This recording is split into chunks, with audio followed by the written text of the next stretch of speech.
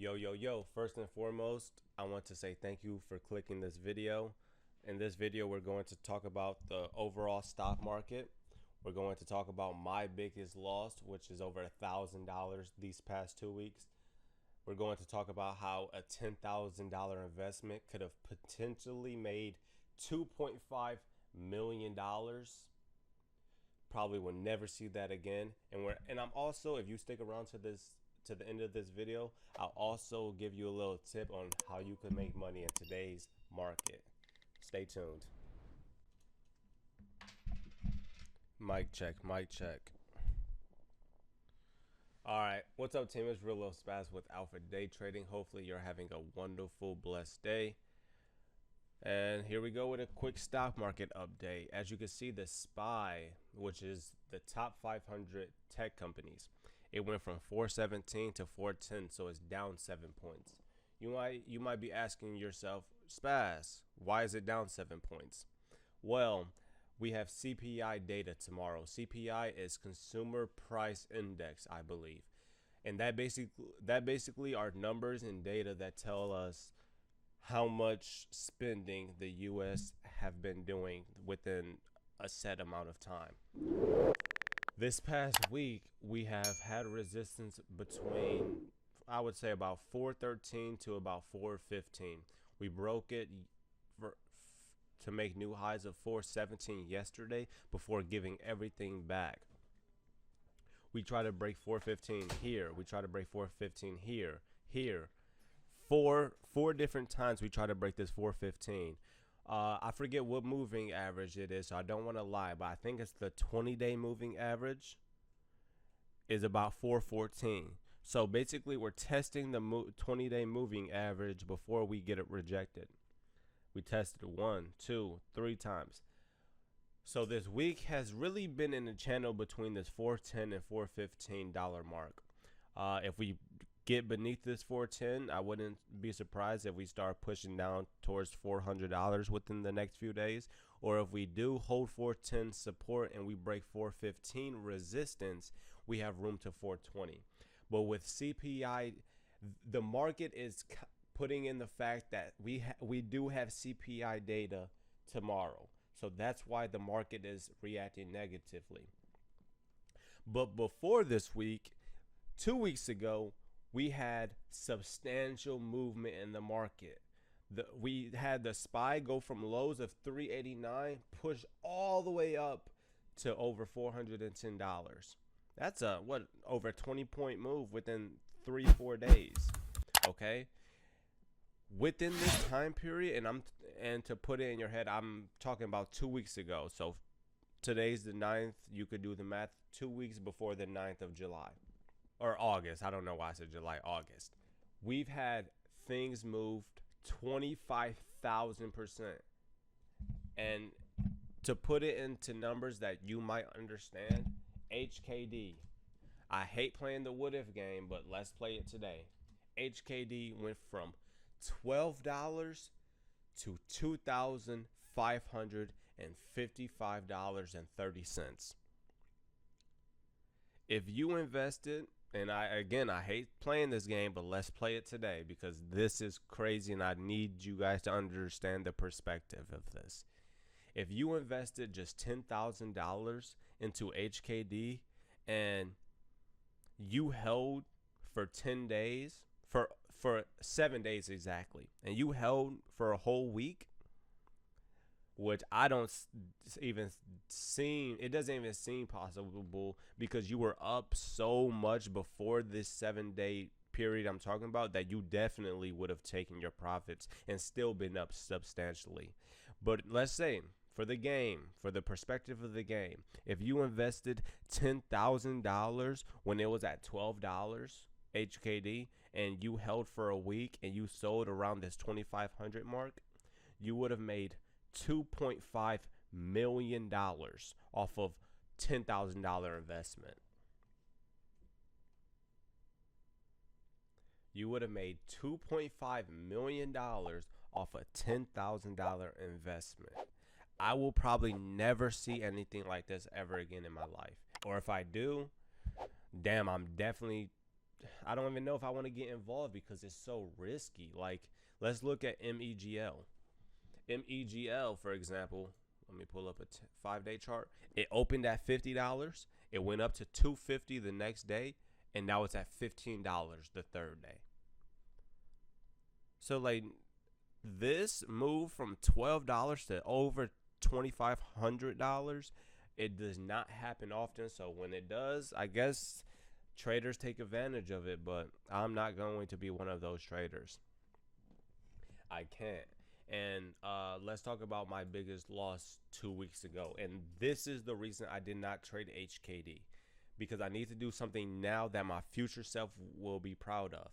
I was already down over $1,000 here on REVB.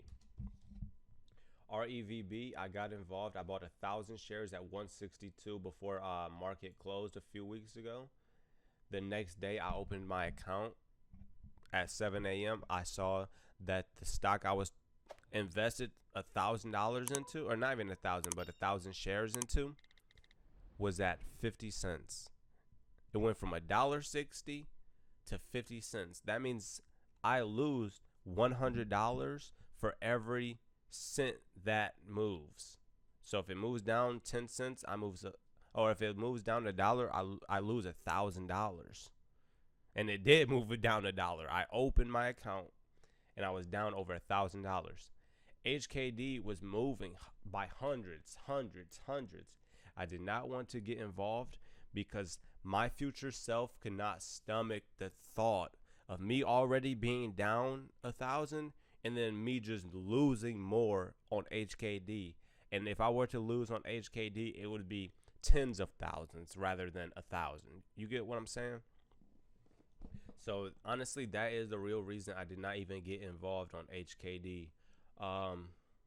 Yeah, REVB, as you can see, is still around this 50-cent move, and this is about 2 weeks later.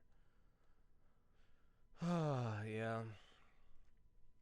But that move on HKD was very crazy. Like, I've talked to other traders. I've watched and seen other traders talk about it, and they even said like they've been trading for over 10 years and never seen a stock move like HKD that did. And with HKD, with all that momentum, the stocks that's moving recently are new IPOs. New IPOs are stocks that are just now public basically. FaZe, you all heard of FaZe. FaZe is a gaming clan. They usually play Call of Duty. I think they might play other games, but to keep it short, they play Call of Duty, and they just went public. It's a new IPO. They opened at $8, I believe, and went up to $16 3 days later. MEGL is another one I was just talking about. It opened at $50. The next day, it opened at $250. Let's look up PGY. PGY opened up at $9, went up to $35 5 days later. Let's look up PEGY. Is that one? Is this it? No, that's not one. What else is there? I can't even think of any more right now off the top of my head. But either way, new IPOs are the ones that's moving. As you can see, MEGL went up $200. HKD went up $2,500. PGY, not PEGY. PGY went up $30. And we're talking about within a day, 2, 3, maybe a week on HKD. So new IPOs are the ones that's moving. It has all the momentum. And another little tip I could give to new traders or even experienced traders: if you want to make money in today's market, you need to be involved pre-market. VRNA, pre-market. Let me pull up a 1-day chart. As you can see, we moved from $6 to $14. As soon as the bell rang at 9:30, this is when market opens. We try to break it once, 2, 3, 4, 5. We try to break this little resistance around this $4.50 to $15 mark. 5 different, or I guess you can even count these attempts, about 6 to 10 attempts to break $15 at opening bell. Last year to this date, last year, At 9:30, this would have ripped another 2, 3, 4, maybe even $5 before it started giving stuff back. Today's market, you need to be involved pre-market. You could buy a low amount of shares, go back to sleep, wake up right before 9:30, and then sell. As you can see, this went from $12 at 8:30, 9:30 it's at $14.70. And then guess what? After market opens, it gives everything back. It's damn near at $10. It's down $4 after market opens. So if you want to make more money, again, you need to be involved pre-market. So we talked about the biggest gainer. We did an overall stock market recap. And we talked about my biggest loss within these last 2 weeks.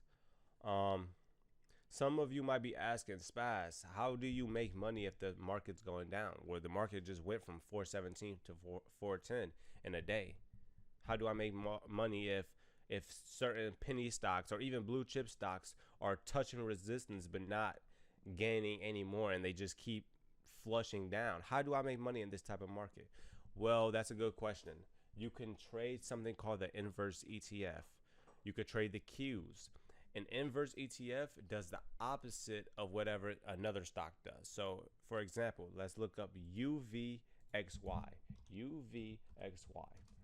UVXY is an inverse ETF. It does whatever the SPY does. It does the opposite of whatever the SPY does. So if the SPY goes up, the UVXY will go down. You could also trade the Qs. Whenever TQQQ goes up, TQQQ, whenever the TQQ, for example, since this is going down, we could say this. Whenever TQQQ goes down, what does SQQQ do? It goes up. So whenever the market's going down, you could just trade inverse ETFs, and it does the opposite. Once again, it does the opposite. So if you need me to ever elaborate a little bit more about something, or if you have any questions because you're just completely confused, make sure you leave a comment in the section below. I am very eager to want to, give a helping hand. That's really why I started a YouTube channel, because I really want to help. I'm still learning myself, and I'm still trying to get a little bit more experience, but I definitely got some thought I could give to you if you have, like I said, if you have any questions whatsoever. So if you could give this video a thumbs up. Again, leave a comment if you have any questions. And I'm going to see you the next time. Let's get it.